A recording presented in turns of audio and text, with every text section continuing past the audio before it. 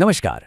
अगर आप अपने बच्चे का पैन कार्ड बनवाना चाहते हैं लेकिन समझ नहीं आ रहा कि ये ऑनलाइन कैसे होगा, तो फिक्र मत कीजिए। आज हम इसका पूरा प्रोसेस एकदम स्टेप बाय स्टेप आसान भाषा में समझेंगे। तो सबसे पहला और सबसे आम सवाल जो मन में आता है वो यही है कि क्या 18 साल से कम उम्र के बच्चे का पैन कार्ड बन भी सकता है या नहीं। तो इसका जवाब है जी हाँ, बिल्कुल बन सकता है। और पता है सबसे अच्छी बात क्या है? ये प्रोसेस काफ़ी आसान है और आप इसे घर बैठे बैठे ही पूरा कर सकते हैं। तो चलिए देर किस बात की, शुरू करते हैं। सबसे पहले देखते हैं कि ऑनलाइन एप्लीकेशन की शुरुआत करनी कैसे है। ठीक है, तो सबसे पहले आपको पैन कार्ड की वेबसाइट पे जाना है। वहां पे एप्लीकेशन टाइप में आपको फॉर्म 49A चुनना है, जो कि नए पैन कार्ड के लिए होता है, और कैटेगरी में आपको इंडिविजुअल सिलेक्ट करना है।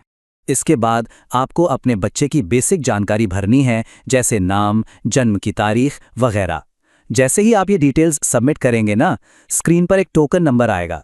देखिए, इस नंबर को संभाल कर रखना बहुत ज़रूरी है। इसका स्क्रीनशॉट ले लें या कहीं लिख लें, क्योंकि अगर कभी फॉर्म बीच में बंद हो गया तो इसी नंबर से आप वापस वहीं से शुरू कर पाएंगे।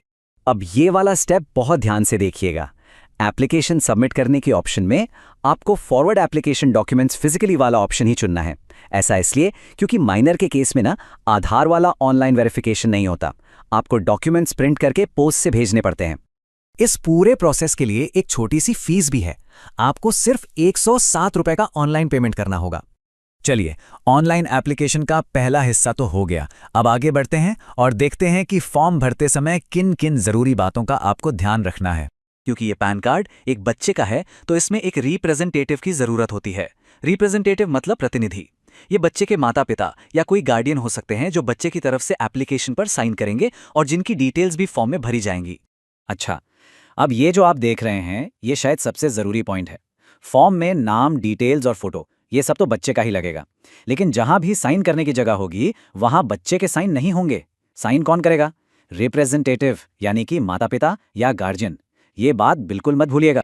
फॉर्म में कुछ और ज़रूरी बातें हैं, जैसे सोर्स ऑफ इनकम में आपको नो इनकम चुनना है, एड्रेस के लिए रेजिडेंस चुनना है, और फिर रिप्रेजेंटेटिव डिटेल्स वाले ऑप्शन को येस करके जो भी पेरेंट या गार्डियन है उनका नाम और पता बिल्कुल सही सही भर देना है। बहुत से लोग एओ कोड को लेकर परेशान हो जाते हैं, पर आपको होने की बिल्कुल ज़रूरत नहीं है। वेबसाइट पर ही आपको ऑप्शन मिलेगा। बस इंडियन सिटीजन पर क्लिक करिए, अपना राज्य और शहर चुनिए और आपके एरिया का एओ कोड आपके सामने आ जाएगा। बस उसे सिलेक्ट कर लेना है। ठीक है, तो फॉर्म लगभग भर चुका है। अब हम ऑनलाइन प्रोसेस के बिल्कुल आखिरी पड़ाव पर हैं, डॉक्यूमेंट्स, पेमेंट और फाइनल सबमिशन। डॉक्यूमेंट्स के लिए आपको बिल्कुल टेंशन नहीं लेनी है। सबसे आसान तरीका यह है कि आप आईडी प्रूफ, एड्रेस प्रूफ और डेट ऑफ बर्थ प्रूफ, इन तीनों के लिए सिर्फ अपने बच्चे का आधार कार्ड ही सिलेक्ट कर लीजिए। एक ही डॉक्यूमेंट से आपका सारा काम हो जाएगा। अब आता है डिक्लेरेशन का सेक्शन। यहाँ आपको रिप्रेजेंटेटिव वाला ऑप्शन चुनना है, और जैसे ही आप इसे चुनेंगे, जो रिप्रेजेंटेटिव का नाम आपने पहले भरा था वो अपने आप यहाँ पर आ जाएगा। बस अब ऑनलाइन प्रोसेस खत्म होने ही वाला है। आपको अपने आधार कार्ड के पहले 8 अंक डालने हैं। एक बार पूरे फॉर्म को ऊपर से नीचे तक अच्छे से चेक कर लेना है। फिर 107 रुपये की पेमेंट करनी है और आखिर में आधार से ऑथेंटिकेट करना है। जैसे ही पेमेंट हो जाएगी, आपका भरा हुआ फॉर्म एक पीडीएफ फाइल में डाउनलोड के लिए तैयार हो जाएगा। इसे डाउनलोड कर लीजिए। अब इस फाइल को खोलने के लिए एक पासवर्ड लगेगा, और वो पासवर्ड है आपके बच्चे की जन्मतिथि। फॉर्मेट रहेगा DDMMYY, मतलब पहले दिन, फिर महीना और फिर साल। तो लीजिए, ऑनलाइन काम तो यहाँ पर खत्म हो गया। लेकिन रुकिए, प्रोसेस अभी पूरा नहीं हुआ है। अब आते हैं सबसे ज़रूरी ऑफलाइन स्टेप्स पर, यानी फॉर्म को प्रिंट करना और उसे पोस्ट करना।